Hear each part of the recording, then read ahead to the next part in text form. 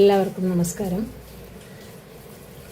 അറിയാതെ ചെയ്തതിന് അപരാധമില്ല എന്നാണ് പറയാറ്. എങ്കിലും ചിലപ്പോഴൊക്കെ നമ്മൾ അറിഞ്ഞോ അറിയാതെയോ ചെയ്യുന്ന കൊച്ചു കൊച്ചു അപരാധങ്ങളിൽ അതിൻ്റെ അനന്തര തിക്തഫലങ്ങൾ നമ്മൾ പിന്നീട് അനുഭവിക്കുക തന്നെ വേണ്ടി വരും. ദശരഥനും അതാണ് സംഭവിച്ചത്. രാജാക്കന്മാർ മൃഗവിനോദത്തിന് പോകുന്നതും മൃഗങ്ങളെ കൊല്ലുന്നതും ഒക്കെ നടക്കാറുള്ളതാണ്. എന്നിട്ടും അറിയാതെ പറ്റിപ്പോയ ആ സംഭവം ദശരഥൻ്റെ മരണത്തിന് പുത്രദുഃഖം അനുഭവിക്കാനുള്ള ഒരു അവസ്ഥയുണ്ടാക്കി എന്നുള്ളതാണ് ആ സംഭവം കാണിക്കുന്നത്. ഈയിടെ ഒരു അനുഭവ കഥ ഒരാൾ എഴുതിയത് വായിച്ചതാണ്. ഒരു ജ്യേഷ്ഠനും അനിയനും ഉണ്ട്. ജ്യേഷ്ഠനാണെന്നുള്ളത് കൊണ്ട് തന്നെ കിട്ടുന്ന ചില പരിഗണനകളുണ്ട്. പക്ഷേ അതിൽ അനിയന് കുറച്ച് വിഷമമുണ്ട്. അപ്പോൾ ഈ ജ്യേഷ്ഠനെ ഒരു ദിവസം വീട്ടുകാരുടെ കയ്യിൽ നിന്ന് തല്ലു കൊള്ളിക്കണം, അല്ലെങ്കിൽ വഴക്ക് കേൾപ്പിക്കണം എന്നുള്ളൊരു ഉദ്ദേശത്തോടു കൂടെ ഒരു ദിവസം രണ്ടുപേരും കൂടെ ഉത്സവപ്പറമ്പിൽ നടക്കുന്ന സമയത്ത് പെട്ടെന്ന് ചേട്ടൻ്റെ കൈ വിട്ടിട്ട് ഈ അനിയൻ ഓടി ഒളിക്കുകയാണ്. കുറേ നേരം ഒളിച്ചിരുന്നു. പിന്നെ എവിടെയോ പോയി കിടന്ന് അങ്ങനെ ഉറങ്ങിപ്പോയി. ജ്യേഷ്ഠനാണെങ്കിൽ ഈ തിരക്കിൻ്റെ ഇടയിൽ അനിയനെ തിരഞ്ഞ് നടക്കുകയായിരുന്നിരിക്കണം. അപ്പോഴേക്കും ജ്യേഷ്ഠൻ പോയി തല്ലുകൊണ്ട് വീട്ടിൽ പോയി തല്ല് മേടിക്കട്ടെ എന്നും പറഞ്ഞുള്ള വിചാരത്തിലാണ് അനിയൻ ഒളിച്ചിടത്തുനിന്ന് നീങ്ങിയില്ല. ഒളിച്ചു കിടന്ന് അവിടെ കിടന്നങ്ങ് മയങ്ങിപ്പോയി എന്നാണ് പറയുന്നത്. അതൊരു ജീപ്പിൻ്റെ പുറകുവശമായിരുന്നു. പെട്ടെന്ന് ജീപ്പ് ഇളകിക്കഴിഞ്ഞ് ഓടിത്തുടങ്ങിയപ്പോഴാണ് ഉണർന്ന് ഈ കുട്ടി ബോധം വന്നത്. അപ്പോൾ പെട്ടെന്ന് കരഞ്ഞ് നിലവിളിച്ച് ജീപ്പുകാരോട് പറഞ്ഞു. അപ്പോൾ ജ്യേഷ്ഠനെ തല്ലുകൊള്ളിക്കുന്നുള്ളതായിരുന്നില്ലേ ആഗ്രഹം, അപ്പോൾ എങ്ങനെയെങ്കിലും വീടെത്തണം എന്നുള്ളതായിരുന്നു അപ്പോഴത്തെ ആവശ്യം. അപ്പോൾ ജീപ്പുകാരോട് പറഞ്ഞ് അവരത് നല്ല മനുഷ്യരായതുകൊണ്ട് അവർ വീട്ടിൽ കൊണ്ടുവന്ന് ഈ കുട്ടിയെ ഏൽപ്പിക്കുകയാണ്. കുട്ടിയെ ഏൽപ്പിക്കാൻ വേണ്ടി ഇവിടെ വരുന്ന സമയത്ത് എല്ലാവരും കൂടെ ജ്യേഷ്ഠൻ എവിടെയെന്നാണ് ചോദിക്കുന്നത്. ജ്യേഷ്ഠൻ പാവം അനിയനെ കാണാതെ, അനിയനില്ലാതെ എങ്ങനെ വീട്ടിൽ വരുന്നു എന്നിട്ടായിരിക്കും വീട്ടിലെത്തിയിട്ടില്ല അത്ര നേരവും. അനിയനെ തിരഞ്ഞ് എവിടെയെങ്കിലുമൊക്കെ ഓടി നടക്കുകയായിരിക്കും. അങ്ങനെ ജ്യേഷ്ഠനെ കാണാതായി അന്ന് മുതൽ എന്നാണ് ആ കുട്ടി പേടിച്ച് എവിടെ ഓടിപ്പോയോ എന്നറിയില്ല. ജ്യേഷ്ഠനെ അന്ന് തൊട്ട് കാണാതായി എന്നാണ് ആ അനുഭവത്തിൽ അദ്ദേഹം പറഞ്ഞിരിക്കുന്നത്. എഴുതിയ ആൾ അദ്ദേഹത്തിൻ്റെ തന്നെ അനുഭവമാണോ മറ്റാരുടെയെങ്കിലും അനുഭവമാണോ എന്നറിയില്ല. അപ്പോൾ നമ്മൾ ചെറിയ ചെറിയ കാര്യങ്ങൾ ഒരു വീണ്ടും വിചാരവും ഇല്ലാതെ ചെയ്തു പോകുന്ന സമയത്ത് ചിലപ്പോഴൊക്കെ അതിൻ്റെ ഫലങ്ങൾ വല്ലാത്ത വിഷമിപ്പിക്കുന്നതായിരിക്കും. അത് സ്വന്തം അവനവനെ മാത്രമല്ല, ഒരു കുടുംബത്തിനെ തന്നെ, ദശരഥൻ്റെ കാര്യത്തിലാണെങ്കിൽ രാജ്യത്തിനെ തന്നെ ഒക്കെ ബാധിക്കുന്ന, ഒരുപാട് പേരെ ബാധിക്കുന്ന കാര്യമായിട്ട് വരും. അത് നമുക്കൊന്നും ചെയ്യാൻ പറ്റില്ല. നമ്മൾ ചെയ്യുന്ന പ്രവൃത്തികൾ അതിന് സദുദ്ദേശത്തോടു കൂടെ ചെയ്യുക, അതിന് സത്ഫലങ്ങൾ ഉണ്ടാവണേ എന്ന പ്രാർത്ഥനയോടെ എല്ലാ കാര്യങ്ങളും ചെയ്യുക. അത്രയും നമുക്ക് ചെയ്യാൻ സാധിക്കുള്ളൂ. ഇനി നമുക്ക് രാമായണത്തിലേക്ക് കിടക്കാം. ചിത്രകൂടത്തിലുള്ള താമസമാക്കിയിരിക്കുന്ന ശ്രീരാമൻ്റെയും സീതയുടെയും ലക്ഷ്മണൻ്റെയും അവസ്ഥയാണ് ഇനി പറയുന്നത്. ശ്രീരാമൻ ഇടയ്ക്ക് പറയാറുണ്ട്, സീതേ, ഈ പ്രദേശത്തിൻ്റെ മനോഹാരിത എൻ്റെ കണ്ണും കരളും കവർന്നിരിക്കുന്നു. അയോധ്യ വിട്ടുപോകുന്നതിലുള്ള ദുഃഖം ഇപ്പോൾ എന്നെ ലേശവും ബാധിക്കുന്നില്ല. ശ്രീരാമൻ്റെ അഭിപ്രായത്തോട് പൂർണ്ണമായി യോജിച്ചിട്ടുണ്ടായിരുന്ന സീതയും ലക്ഷ്മണനും അവരുടെ സംസാരത്തിൽ നിന്നും പെരുമാറ്റത്തിൽ നിന്നും നിത്യമെന്നോണം പ്രകടമാക്കാറുണ്ട്. ആകാശം തൊട്ടുരുമി നിൽക്കുന്ന പർവ്വതശൃംഗങ്ങളും അവയുടെ സാനുക്കളിൽ പരന്നു കിടക്കുന്ന വനഭൂമികളും പ്രകൃതി ദേവിയുടെ വിലാസരംഗങ്ങളായി പരിലസിക്കുന്നു. വെള്ളച്ചാട്ടങ്ങളും നീരുറവകളും പ്രവഹിച്ചു കൊണ്ടിരിക്കുന്ന ഗിരിവരൻ ഒരു കാര്യത്തിൽ മതജലമൊഴുക്കുന്ന വമ്പനായ കൊമ്പനാനയോട് സാദൃശ്യം വഹിക്കുന്നു. വിവിധങ്ങളായ കുസുമസഞ്ചയങ്ങളുടെ സുഗന്ധങ്ങൾ കവർന്നെടുത്ത് വീശുന്ന മന്ദമാരുതനേൽക്കുമ്പോൾ അനുഭവിക്കുന്ന സുഖമൊന്ന് വേറെ തന്നെയാണ്. ഫലഭാരങ്ങൾ താങ്ങാൻ വിഷമിച്ച് അവനമ്രങ്ങളായ ശാഖകളോടുകൂടിയ വൃക്ഷങ്ങളും വിവിധ വർണ്ണങ്ങൾ വാരിത്തേക്കുന്നുവെന്ന് തോന്നിക്കുമാറുള്ള പുഷ്പങ്ങൾ നിറഞ്ഞ വല്ലികളും നയനങ്ങൾക്ക് ഉത്സവമരുളുന്നു. വൃക്ഷക്കൊമ്പുകളിൽ നിന്ന് വൃക്ഷക്കൊമ്പുകളിലേക്ക് പറന്ന് കളകൂജനം ചെയ്യുന്ന പക്ഷിക്കൂട്ടങ്ങളുടെ ഗാനാലാപം ചെവികളിൽ അമൃത് നിറയ്ക്കുകയാണ്. ഇങ്ങനെയുള്ള ഇവിടുത്തെ ജീവിതം കൊണ്ട് രണ്ട് സദ്ഫലങ്ങൾ തനിക്ക് ലഭിച്ചിരിക്കുന്നു എന്നാണ് ശ്രീരാമന്റെ വിശ്വാസം. ധർമ്മിഷ്ഠരിലും സത്യസന്ധരിലും പ്രഥമഗണനീയായിരുന്ന അഭിമന്യ പിതാവിനോട് തനിക്കുള്ള ഋണബാധ്യത അല്പമെങ്കിലും തീർത്തിരിക്കുന്നു എന്നതാണ് ഒന്ന്. തൻ്റെ വനവാസം മൂലം പ്രിയ സഹോദരനായ ഭരതകുമാരന് തനിക്ക് നൽകാൻ കഴിഞ്ഞ സന്തോഷം മറ്റേതും. ഒരിക്കൽ ശ്രീരാമൻ സീതയോട് പറഞ്ഞു, പ്രിയേ, ഈ ജീവിതം നിനക്കും ഇഷ്ടപ്പെടുന്നുണ്ട് എന്ന് എനിക്കറിയാം. നിന്നോടും ലക്ഷ്മണനോടും ഒന്നിച്ച് ജീവിതകാലം മുഴുവൻ ഇവിടെ കഴിക്കാൻ സാധിച്ചെങ്കിൽ എത്ര നന്നായിരുന്നു. ചിത്രകൂട പർവ്വതം എന്ന പോലെ പുണ്യനദിയായ ഗംഗയും 3 പേർക്കും അരുളുന്ന സന്തോഷത്തിന് അതിരില്ല. വെണ്മയേറിയ അനേകം മണൽത്തിട്ടകളും അവിടെ എവിടെയായി വിടർന്നു നിൽക്കുന്ന താമരപ്പൂവുകളും 2 തീരങ്ങളിലും നിറഞ്ഞു നിൽക്കുന്ന തരുലതാദികളും അവയിൽ വിഹരിക്കുന്ന ക്രൗഞ്ചസാരസാദി വിഹംഗമങ്ങളും എല്ലാം ചേർന്നപ്പോഴുള്ള കാഴ്ച എത്ര രമണീയമാണ്. പരിപാവനമായ ദിവ്യനദിയിലെ ജലത്തിലിറങ്ങി സ്നാനം ചെയ്യുമ്പോഴുള്ള അനുഭൂതി അനുഭവവേദ്യമെന്നേ പറഞ്ഞുകൂടൂ. പ്രശാന്ത സുന്ദരമായ ആ പരിസരത്തിൽ ഒരു നാൾ അകലെ നിന്നുയരുന്ന പൊടിപടലം വ്യാപിക്കുകയും ജനസമൂഹത്തിന്റെ ഇരമ്പൽ, മതഗജങ്ങളുടെയും അശ്വവീരന്മാരുടെയും ശബ്ദങ്ങൾ മുതലായവ അടുത്തടുത്ത് വരികയും ചെയ്യുന്നുണ്ടായിരുന്നു. ശ്രീരാമൻ ലക്ഷ്മണനോട് പറഞ്ഞു, അനുജ, നമുക്ക് വനമൃഗങ്ങൾ പരിഭ്രമിച്ച് പരക്കം പായുകയാണ്. പക്ഷികളും ഭയപ്പാടോടുകൂടി അങ്ങുമിങ്ങും പറക്കുന്നുണ്ട്. വനമാകെ ഇളകിയിരിക്കുന്നു എന്നതിന് സംശയമില്ല. എന്തെങ്കിലും രാജാവോ മറ്റോ വേട്ടയ്ക്കിറങ്ങിയിരിക്കുകയാണോ? എന്താണ് സംഭവിക്കുന്നതെന്ന് അറിഞ്ഞു വരൂ. ലക്ഷ്മണൻ വൻമരത്തിന്റെ മുകളിൽ കയറി ഉത്തരദിക്കിലേക്ക് നോക്കിയപ്പോൾ വമ്പിച്ചൊരു ചതുരംഗസേന തങ്ങളുടെ താമസ സ്ഥലത്തേക്ക് നീങ്ങുന്നതായി കണ്ടു. തേരുകളുടെ കൊടിമരങ്ങളിലും ഭടന്മാരുടെ കുന്തങ്ങളുടെ അറ്റത്തും മറ്റും പാറിക്കളിക്കുന്ന കൊടിക്കൂറകൾ ആരുടേതാണെന്ന് മനസ്സിലാക്കാൻ ലക്ഷ്മണന് യാതൊരു ബുദ്ധിമുട്ടുമുണ്ടായില്ല.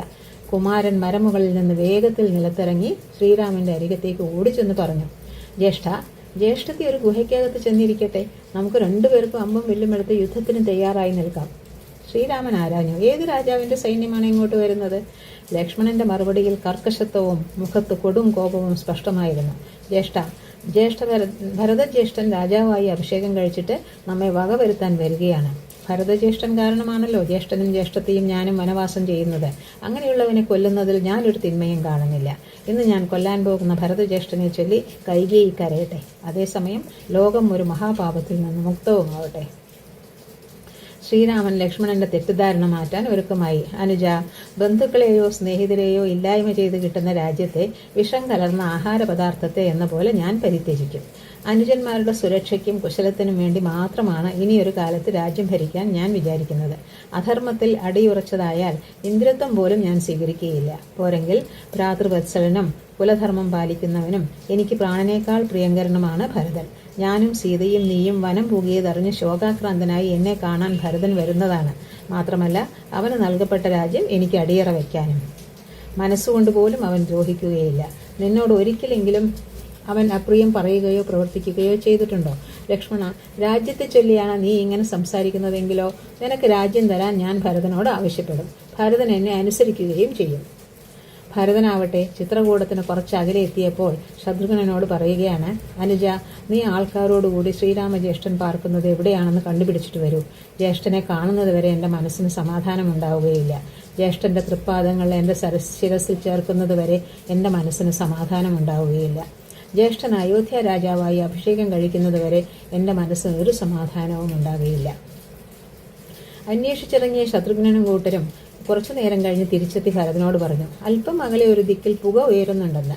ആ ദിക്കിൽ തന്നെയാണ് ശ്രീരാമൻ പാർക്കുന്നതെന്ന് അനുമാനിച്ച ഭരതൻ മറ്റെല്ലാവരെയും അവിടെ തന്നെ നിർത്തി വസിഷ്ഠനോടും സുമന്ത്രനോടും ശത്രുഘ്നനോടും കൂടെ ധൃതിയിൽ കാൽനടയായി മുന്നോട്ട് പോയി.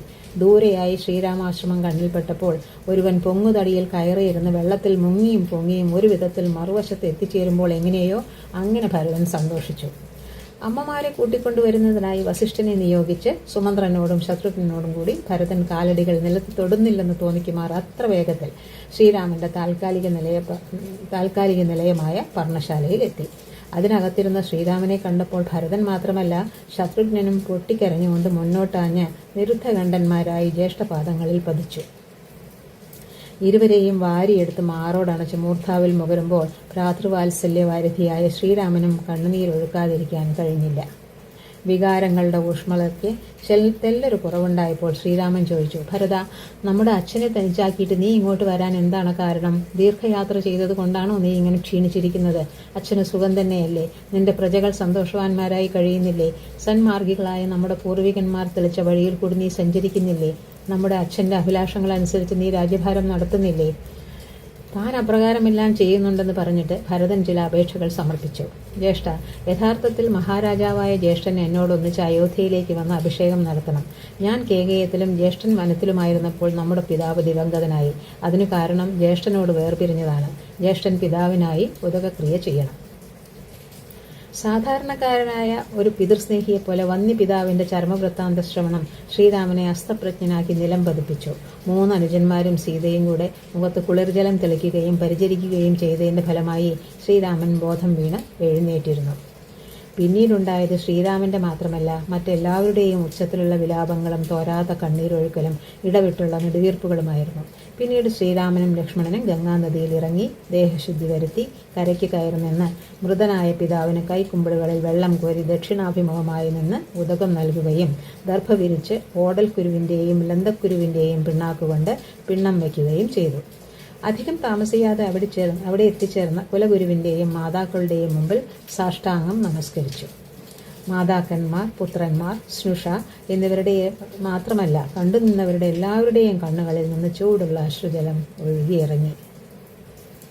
ബാഹ്യമായ സന്താപ പ്രകടനങ്ങൾ സമയത്തിന്റെ അധീനതയിൽപ്പെട്ട് അല്പമൊന്ന് അടങ്ങിയപ്പോൾ ശ്രീരാമൻ ഭരതനോട് ചോദിച്ചു, അനുജ, നീ ഇപ്പോൾ അയോധ്യയിൽ നിന്ന് ഇങ്ങോട്ട് പോന്നതിന് എന്താണ് കാരണം? ഭരതൻ ഇടറിയ സ്വരത്തിൽ ഉത്തരം പറഞ്ഞു, ജ്യേഷ്ഠ, അച്ഛൻ മരിച്ചതിനും ജ്യേഷ്ഠൻ കാട് പോകിയതിനും എൻ്റെ പെറ്റമ്മയാണ് കാരണക്കാരി. അമ്മ രാജ്യം നേടിയില്ലെന്ന് മാത്രമല്ല വിധവയുമായി. ഇനി അമ്മയ്ക്ക് കിട്ടുന്നത് നരകമായിരിക്കും. അതുപോട്ടെ, ജ്യേഷ്ഠന് ദാസന്മാരിൽ ദാസനായ എന്നിൽ കരുണ തോന്നണം. അയോധ്യയിലേക്ക് തിരിച്ചു വന്ന് രാജാവായി വാഴണം. എൻ്റേത് മാത്രമല്ല എല്ലാ രാജ്യവാസികളുടെയും ആഗ്രഹമാണിത്. പിതാവിൽ നിന്ന് ലഭിച്ച സർവ്വസമ്പത്തുകളും ഞാനിതാ ജ്യേഷ്ഠന്റെ തൃപ്പാദങ്ങളിൽ സമർപ്പിക്കുന്നു. എൻ്റെ അപേക്ഷ ജ്യേഷ്ഠൻ നിരസിക്കരുതേ. അത്രയും പറഞ്ഞ് ഭരതൻ നിലത്ത് കിടന്ന് ശ്രീരാമന്റെ പാദം പിടിച്ച് കരഞ്ഞു തുടങ്ങി. ശ്രീരാമൻ ഭരതനെ പിടിച്ച് എഴുന്നേൽപ്പിച്ച് മാറോടണച്ചുകൊണ്ട് പറഞ്ഞു, അനുജ, നിനക്ക് യാതൊരു ദോഷവുമില്ല എന്ന് എനിക്കറിയാം. എങ്കിലും അജ്ഞാനം കൊണ്ട് കൈകേയി അമ്മയെ പഴിക്കരുത്. അച്ഛനും കൈകേയി അമ്മയും കൂടിയാണ് എനിക്ക് വനവാസവും നിനക്ക് രാജ്യവും തന്നത്. അച്ഛൻ്റെ നിർദ്ദേശം അക്ഷരം പ്രതി അനുസരിക്കുകയാണ് നമ്മുടെ കർത്തവ്യം. ഞാൻ 14 വർഷം വനത്തിൽ ജീവിക്കുക തന്നെ വേണം. സർവ്വലോകങ്ങളുടെ ആധിപത്യത്തെക്കാൾ ഞാൻ വിലമതിക്കുന്നത് പിതൃനിർദ്ദേശം അംഗീകരിക്കുന്നതിനാണ്. തുടർന്ന് ശ്രീരാമൻ ഭരതന് ദീർഘമായ തത്വോപദേശം നൽകിയെങ്കിലും തന്റെ നിലപാടിൽ ഉറച്ചുനിന്ന ഭരതന്റെ വശം പിടിച്ച് ജാബാലി എന്ന മഹർഷി തികച്ചും ലൗകികമായ രീതിയിൽ ശ്രീരാമൻ അയോധ്യയിലേക്ക് മടങ്ങി രാജ്യം ഭരിക്കണമെന്ന് ഉത്ബോധിപ്പിച്ചു. തന്റെ ഉത്ബോധനത്തിന് ന്യായീകരണം നൽകുന്നതിനായി അദ്ദേഹം നിരവധി വാദമുഖങ്ങളും നിരത്തി. പക്ഷേ അവയൊന്നും ദൃഢവ്രതനും സ്ഥിരചിത്തനുമായ ശ്രീരാമനെ തന്റെ നിശ്ചയത്തിൽ നിന്ന് അണുമാത്രയെങ്കിലും വ്യതിചലിപ്പിക്കുവാൻ പര്യാപ്തമായില്ല. കാരണം വേദശാസ്ത്ര പരംഗതനും കൂടിയായ ശ്രീരാമൻ ഭക്തിയോടുകൂടിയാണെങ്കിലും ജാബാലിയുടെ ഓരോ വാദമുഖത്തെയും ഖണ്ഡിച്ചു. അപ്പോൾ മഹർഷി തന്റെ ശരിക്കുള്ള ഉദ്ദേശം വ്യക്തമാക്കി. ശ്രീരാമ, അങ്ങ് വനവാസം മതിയാക്കി രാജധാനിയിലേക്ക് മടങ്ങണമെന്ന് എനിക്ക് ആഗ്രഹമുള്ളതുകൊണ്ട് ഇങ്ങനെയൊക്കെ പറഞ്ഞതാണ്. ഭരതന്റെയും ജാബാലികയുടെയും അഭിപ്രായം പിന്നാങ്ങിക്കൊണ്ട് സൂര്യവംശത്തിന്റെ പരമഗുരുവായ വസിഷ്ഠനും ദീർഘമായി സംസാരിച്ചു. വൈവസ്വത മനുവിൽ നിന്ന് ആരംഭിച്ച വംശത്തെ അലങ്കരിച്ച ഓരോ മഹാരാജാവിൻ്റെയും മാഹാത്മ്യം ഹ്രസ്വമായി വർണ്ണിച്ചിട്ട് മഹർഷി തൻ്റേതായ ആഗ്രഹം പ്രകടമാക്കി. രാമ, അങ്ങയുടെ വംശചരിത്രത്തിൽ മൂത്ത മകൻ മാത്രമേ രാജ്യാവകാശിയായിട്ടുള്ളൂ. ജ്യേഷ്ഠനുള്ളപ്പോൾ അനുജൻ രാജാവാവുക അങ്ങയുടെ വംശചരിത്രത്തിൽ ഇന്നോളം സംഭവിച്ചിട്ടില്ല. അക്കാരണത്താൽ അങ്ങ് തന്നെ ദശരഥന്റെ പിൻഗാമിയായി രാജ്യം ഭരിക്കണം. താൻ ഈശ്വരതുല്യനായി കരുതി ആരാധിച്ചു പോരുന്ന കുലാചാര്യന്റെ ഉത്ബോധനത്തിനു പോലും വഴങ്ങുവാൻ ശ്രീരാമന്റെ നിശ്ചയദാർഢ്യം അനുവദിച്ചില്ല. തന്റെയും ജാബാലിയുടെയും വസിഷ്ഠന്റെയും പരിശ്രമങ്ങൾ നിഷ്ഫലങ്ങളായത് കണ്ടപ്പോൾ ഭരതൻ കടശി കൈയായി ഗർഭപുല്ലുകൊണ്ടുവന്ന് നിലത്ത് വിരിച്ച് പ്രായോപവേശം മുഖേന ജീവത്യാഗത്തിന് ഒരുക്കമായി. എന്നാൽ ജ്യേഷ്ഠന്റെ നിർദ്ദേശം ഒരിക്കലും ധിക്കരിക്കുകയോ ഇനിയൊരിക്കൽ ധിക്കരിക്കാൻ നിശ്ചയിക്കുകയോ ചെയ്തിട്ടില്ലാത്ത ഭരതൻ തന്റെ പുതിയ സംരംഭത്തിൽ നിന്ന് പിന്മാറണമെന്ന് ശ്രീരാമാജ്ഞനയ്ക്ക് വഴങ്ങേണ്ടതായി കൂടി വന്നു. തന്റെ ആഗ്രഹം സാധിപ്പിക്കുന്നതിന് ഒരു പഴുതുകൂടി കണ്ടെത്തിയ ആ ത്യാഗമൂർത്തി സന്നിഹിതരുമായി പറഞ്ഞു, ഞാൻ പറയുന്നത് നിങ്ങളെല്ലാവരും ശ്രദ്ധിച്ചു കേൾക്കണം.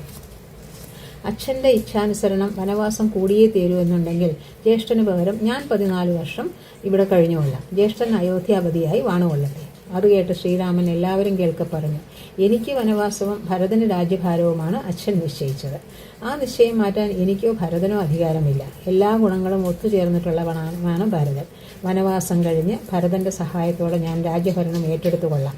ഒന്ന് ഞാൻ അവസാനമായി പറയുകയാണ്. ഒരു പക്ഷേ ചന്ദ്രബിംബത്തിൽ നിന്ന് നിലാവ് വിട്ടുമാറിയേക്കാം. ഒരു പക്ഷേ ഹിമാലയ പർവ്വതത്തിൽ നിന്ന് മഞ്ഞ് വിട്ടുമാറിയേക്കാം. ഒരു പക്ഷേ സമുദ്രം കയറി ഭൂമിയെ അടിയിൽ ആഴ്ത്തിയേക്കാം. എന്നാലും നിന്റെ ജ്യേഷ്ഠൻ ഈ രാമൻ താതപ്രതിജ്ഞയിൽ നിന്ന് വിട്ടുമാറുകയില്ല. എല്ലാ വഴികളും അടഞ്ഞു കണ്ട ഭരതൻ തന്റെ പരിശ്രമം പരാജയപ്പെട്ടതിലുള്ള കടുത്ത ഇച്ഛാഭംഗത്തോടും ധർമ്മിഷ്ഠാഗ്രേസരനായ ശ്രീരാമന്റെ മഹിമാതിരേകം മനസ്സാ വാഴ്ത്തിക്കൊണ്ടും ജ്യേഷ്ഠന്റെ പാദുകങ്ങൾ യാചിച്ചു വാങ്ങി ഗദ്ഗതത്തോടെ പറഞ്ഞു, ജ്യേഷ്ഠ, ഞാൻ 14 വർഷം കായികനികൾ ഭക്ഷിച്ച് ജടയും മരവുരിയും ധരിച്ച് അയോധ്യയ്ക്ക് പുറത്തായി ജ്യേഷ്ഠന്റെ തിരിച്ചുവരവിനായി നാളുകൾ എണ്ണി കഴിക്കും. ജ്യേഷ്ഠന്റെ പാദുകങ്ങൾ വെച്ച് പൂജിച്ച് 14 വർഷങ്ങൾ ഞാൻ കാത്തിരിക്കും. 14 വർഷങ്ങൾ തികയുമ്പോൾ ജ്യേഷ്ഠൻ വന്നില്ലെങ്കിൽ ഞാൻ തീയിൽ ചാടി മരിക്കും. മാതാക്കളെയും ഭ്രാതാക്കളെയും അയോധ്യയിൽ നിന്ന് വന്ന മറ്റെല്ലാവരെയും കരയിച്ചുകൊണ്ട് ശ്രീരാമൻ ആശ്രമത്തിനുള്ളിലേക്ക് കയറിപ്പോയതിനു ശേഷം ഭരതൻ ശ്രീരാമന്റെ പാദുകങ്ങൾ ഭക്തിപൂർവ്വം സ്വശിരസിൽ വെച്ചുകൊണ്ടും ബാക്കിയുള്ളവർ ആ ഭ്രാതൃഭക്തനെ അനുഗമിച്ചുകൊണ്ടും എല്ലാവരും കഥനഭാരം താങ്ങാനാവാതെ ശിരസ്സുകൾ താഴ്ത്തിക്കൊണ്ടും അയോധ്യയിൽ മടങ്ങിയെത്തി. അമ്മമാരെ കൊട്ടാരത്തിലാക്കിയിട്ട് ഭരതൻ ശ്രീരാമപാദുകങ്ങൾ സ്വശിരസിൽ വെച്ച് പിടിച്ചുകൊണ്ട് ശത്രുഘ്നനോടുകൂടി അയോധ്യ നഗരത്തിന്റെ പൂർവ്വഭാഗത്ത് സ്ഥിതി ചെയ്യുന്ന നന്ദിഗ്രാമം എന്ന ഗ്രാമത്തിലേക്ക് പോയി. ജ്യേഷ്ഠന്റെ പ്രതിനിധിയായി അഭിഷേകം ചെയ്ത് പ്രതിദിനം നടത്താൻ പോകുന്ന പൂജയ്ക്ക് ആരംഭം കുറിച്ചു.